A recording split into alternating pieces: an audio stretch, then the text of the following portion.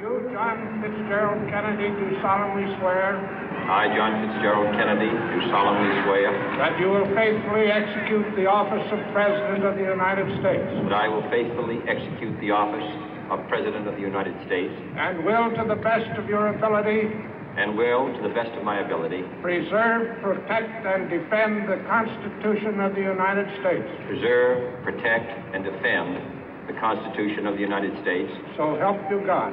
So help me God.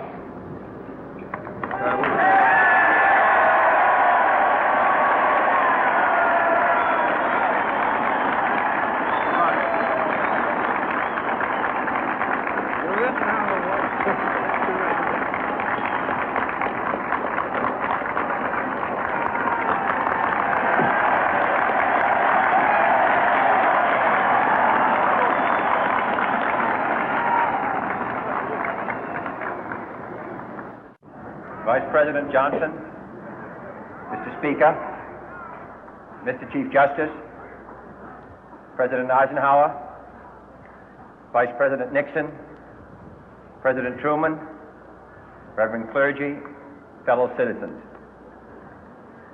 We observe today not a victory of party, but a celebration of freedom, symbolizing an end as well as a beginning, signifying renewal as well as change.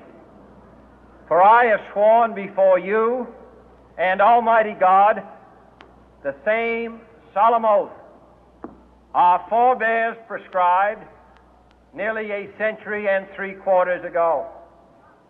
The world is very different now, for man holds in his mortal hands the power to abolish all forms of human poverty and all forms of human life. And yet the same revolutionary beliefs for which our forebears fought are still at issue around the globe. The belief that the rights of man come not from the generosity of the state, but from the hand of God. We dare not forget today that we are the heirs of that first revolution.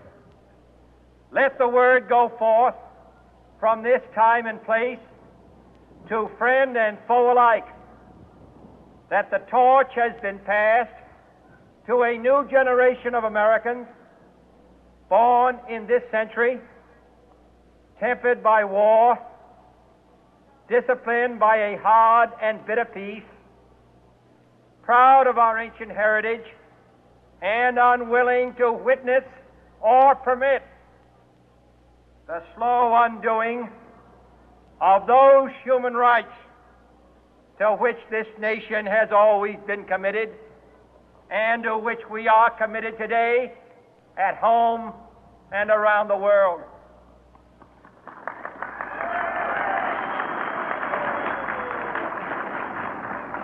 Let every nation know, whether it wishes us well or ill, that we shall pay any price, bear any burden, meet any hardship, support any friend, oppose any foe to assure the survival and the success of liberty.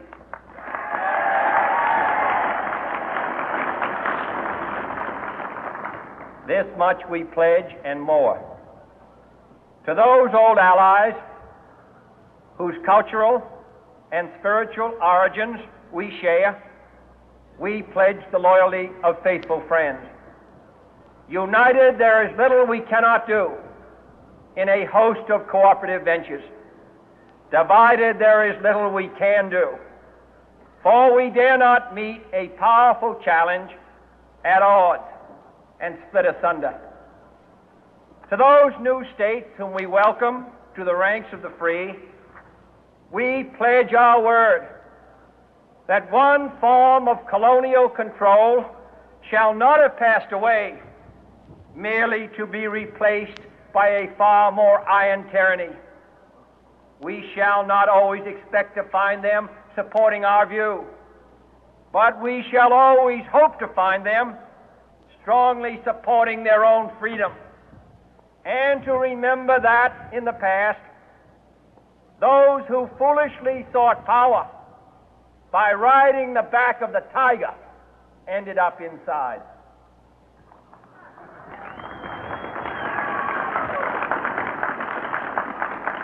To those people in the huts and villages of half the globe struggling to break the bonds of mass misery, we pledge our best efforts to help them help themselves for whatever period is required, not because the communists may be doing it, not because we seek their votes, but because it is right.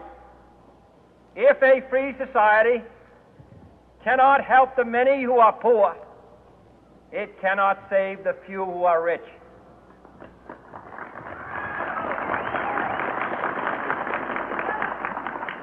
To our sister republics south of our border, we offer a special pledge to convert our good words into good deeds, in a new alliance for progress, to assist free men and free governments in casting off the chains of poverty.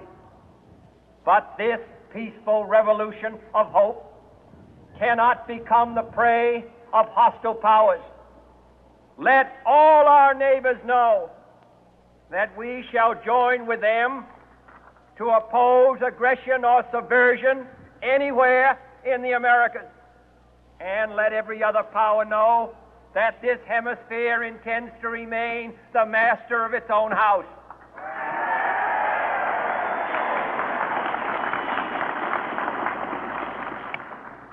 To that World Assembly of Sovereign States, the United Nations, our last best hope, in an age where the instruments of war have far outpaced the instruments of peace, we renew our pledge of support to prevent it from becoming merely a forum for invective,